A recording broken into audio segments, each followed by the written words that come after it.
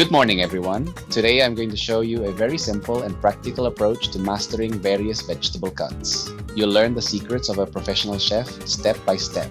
Before we start cutting, it's very important to talk about safety. Make sure your cutting board is stable and your knife is sharp. A sharp knife is actually safer than a dull one because it requires less pressure.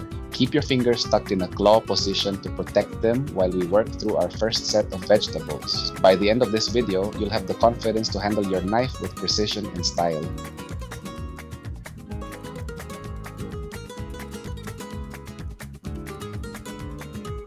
To begin, we're preparing our carrots by trimming off the ends.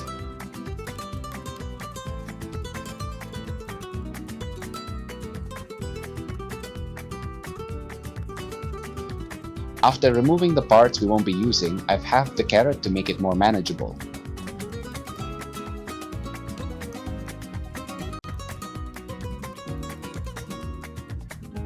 Now notice the claw grip. This is essential for safety and stability. By tucking my fingertips in, I can securely hold the carrot while keeping them away from the blade.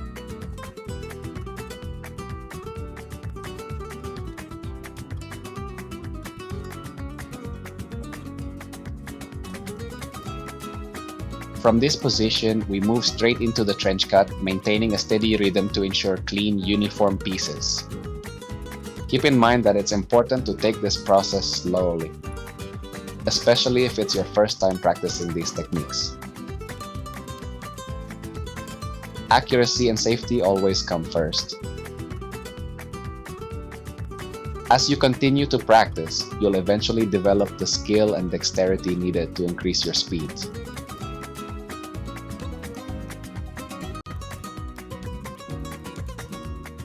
Now, take a look. Depending on how I maneuver the knife, I can create either thin or thick slices. It all comes down to your personal preference or what the specific recipe you're following calls for. Next, we have the bâton.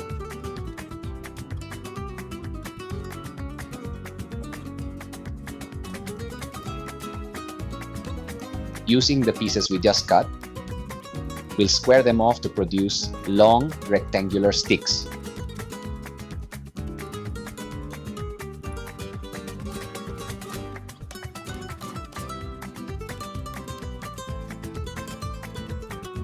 If you've ever made homemade French fries, this is exactly the shape you're looking for. In the same way, starting from that first cut, the thinner slices, we'll proceed to make an even finer cut, known as a mini bâtonnet or just bâtonnet.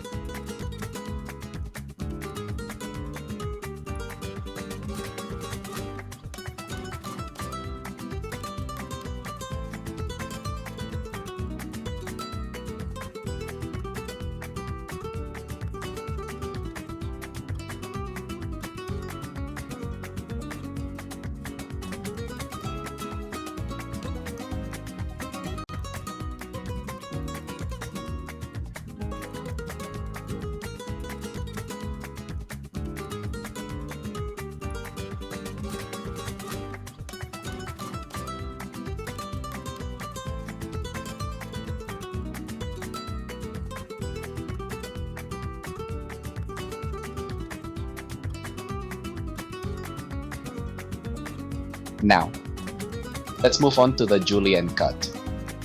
Continuing from our initial thin slices, we will make very fine, matchstick-sized strips. Interestingly, the term julienne is French and is believed to have originated from the name Jules or Julienne, first appearing in cooking manuals back in the 18th century.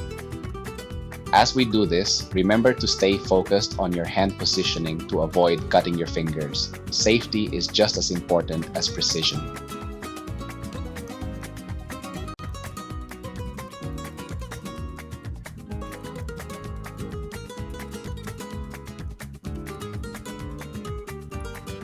To wrap up this demonstration, take a look at the difference here. I'm holding the bâtonnet, our thicker fry-style strip, next to the julienne. You can clearly see how the julienne is much finer and more delicate. Understanding these different thicknesses is key because it determines how fast your vegetables will cook and how they'll look on the plate. Next up is the rondelle cut. I'm starting with a fresh carrot and once again trimming off the ends. Stay tuned because at the end of the video I'll show you exactly what to do with these scraps. Since the carrot is naturally cylindrical, we're going to make simple coin-shaped slices.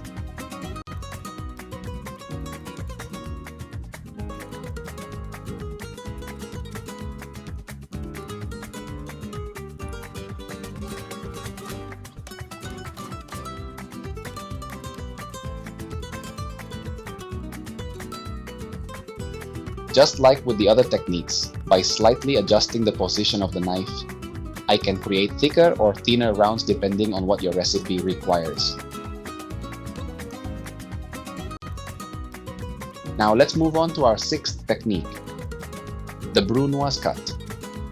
It's amazing how versatile a single vegetable like the carrot can be. We've already created 6 different cuts, and there are still even more possibilities.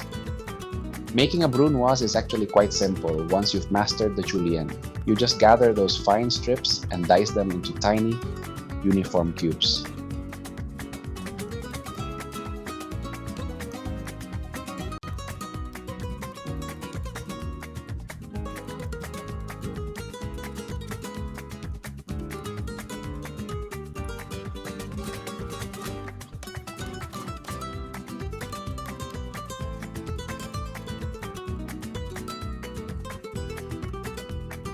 As you can see here in my hand, these delicate cubes are perfect for garnishes or building a deep flavor base in your dishes. Next, we have the Mirepoix. In this first part, you'll notice I'm making more irregular rustic cuts, and that's perfectly fine. If you're just cooking a casual meal for yourself at home, there's no pressure for perfection. The flavor will still be there.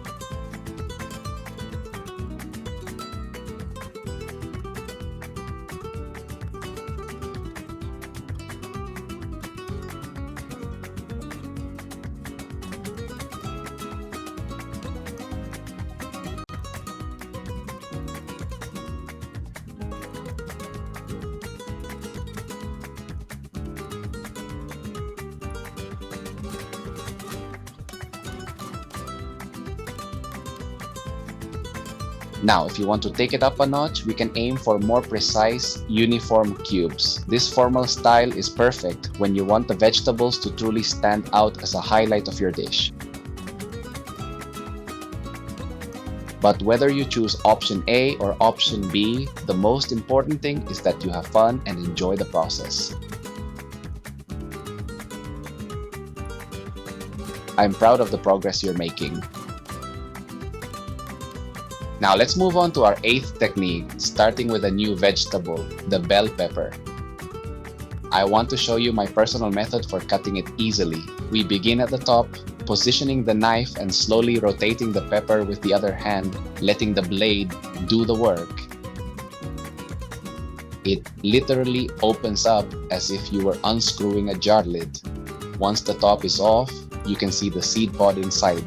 But before we remove it, we're going to trim the bottom of the pepper to create a stable base.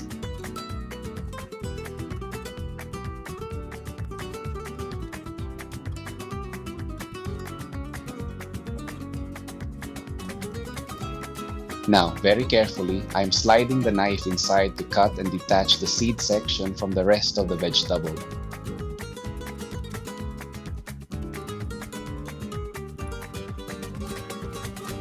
This allows you to pull the whole core out by hand, leaving the pepper hollow.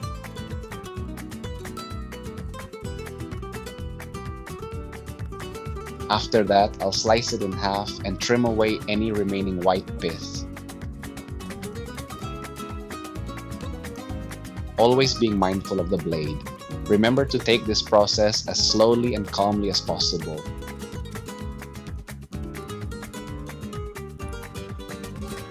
Take your time and feel free to pause the video here or at any point to proceed with caution. And don't throw away the parts we've trimmed. We'll be using them for another project later on.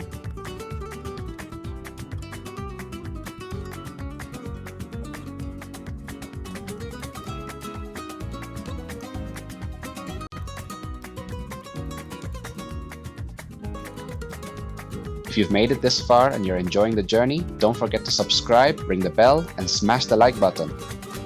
It's totally free, and it's a huge help in getting these tips to more kitchen heroes like you. Also, I'd love to hear from you down in the comments. What other techniques or kitchen secrets are you dying to learn? Your feedback is incredibly important to me and helps this channel grow.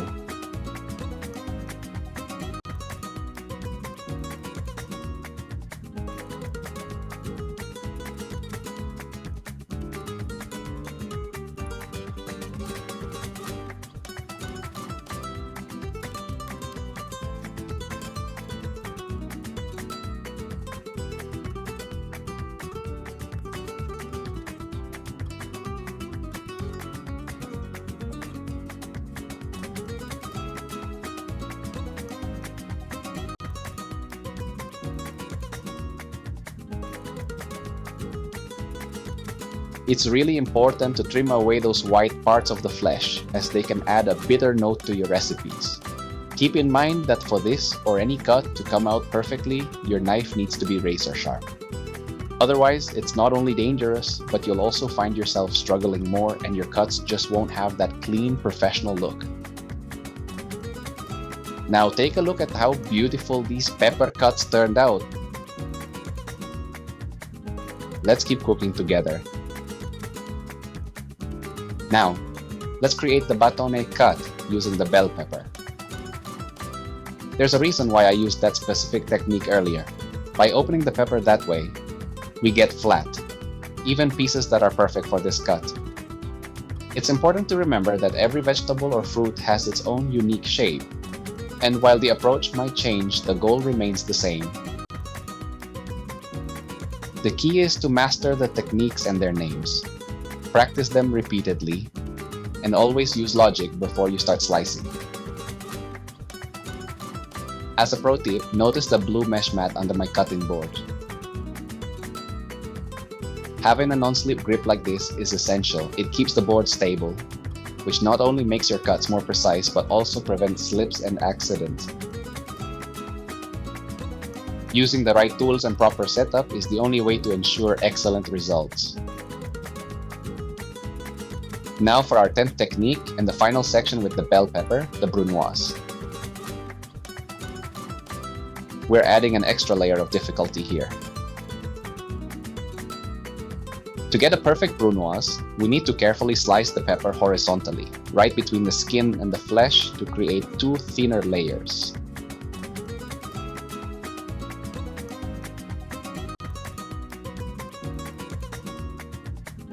Once we have those, we proceed with the Brunoise just as we practiced with the carrots.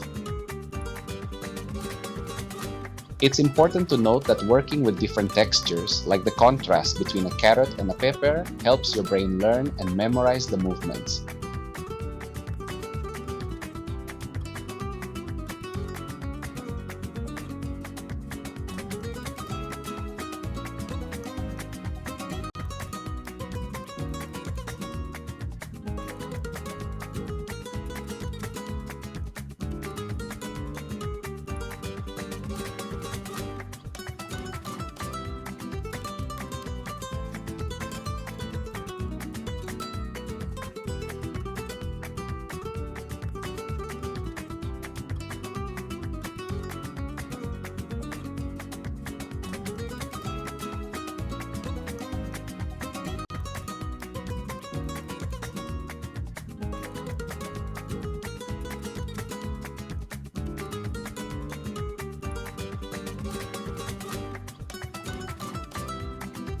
Through it all, remember to keep your hand in that claw grip at all times to avoid any accidental nicks.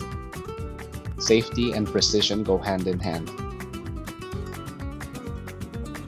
Moving on to technique number 11, cutting onions.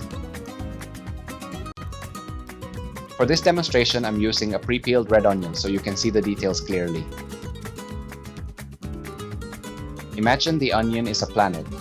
For the next two cuts, we must always slice from pole to pole or north to south.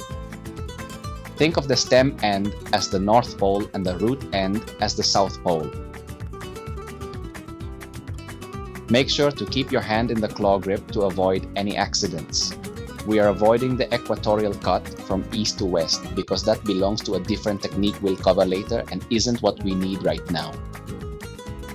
If you've made the cut correctly, you'll notice the layers of the onion running vertically, perfectly aligned from north to south.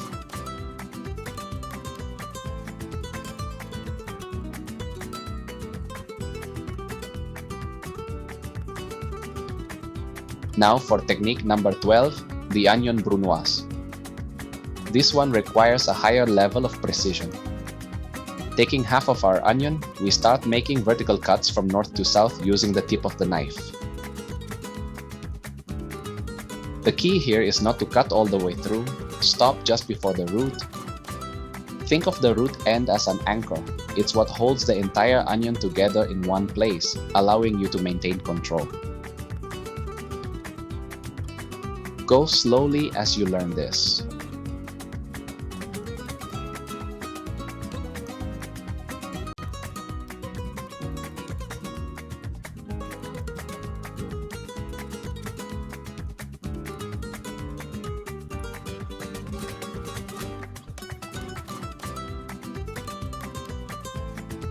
At this point, I like to fan out the onion slightly, almost like sliding your fingers through the pages of a book to find a specific section without opening it completely. This shows the segments are cut but still attached. Finally, we slice from east to west with very short spacing. Keep that claw grip tight and move steadily.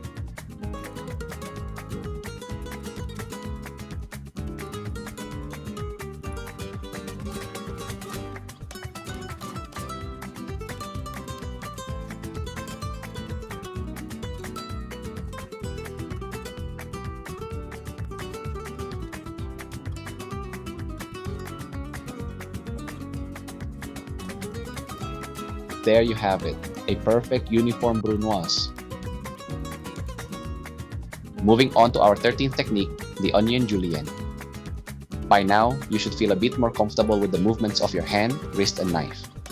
For this cut, we follow the natural curve of the onion, slicing from east to west as shown. This ensures that every piece looks as even as possible. Don't worry if it doesn't come out perfectly at first. The most important thing is to keep practicing as much as you need.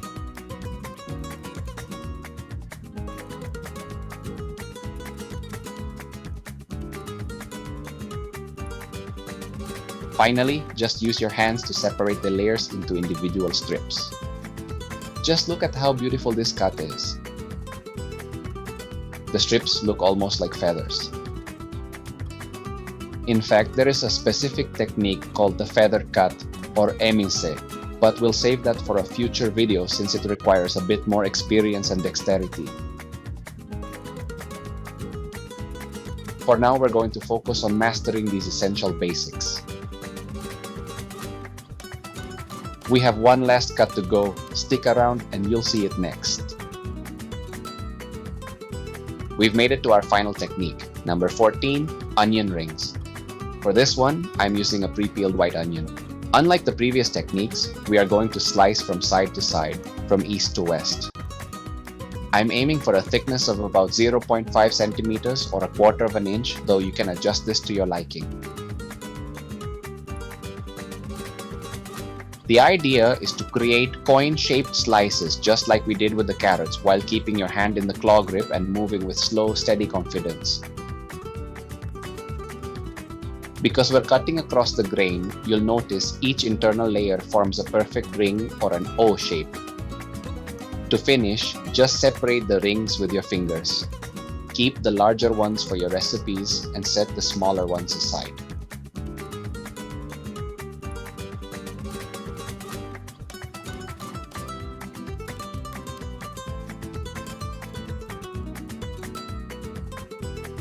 These onion rings are incredibly popular for burgers and fresh salads. They are also the star of many appetizers, especially when breaded with seasoned flour and fried until golden, just like the ones you'd find at a famous burger chain with the Crown logo. Whether you like them fresh or crispy, this cut is a classic. Now here's a professional secret you should always remember: never throw away your vegetable scraps. Those peels, ends, and small leftover pieces are packed with flavor and are perfect for creating a delicious homemade stock. So, just keep them in a bag in your freezer for now. In one of my upcoming videos, I will show you exactly how to transform these leftovers into amazing stocks and bases for your favorite soups and sauces.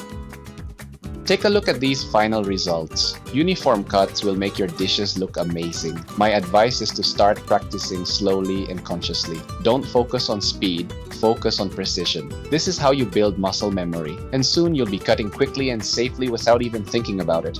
Alright? That's all for today's video. I hope you found these tips helpful and that you feel more confident with your knife skills.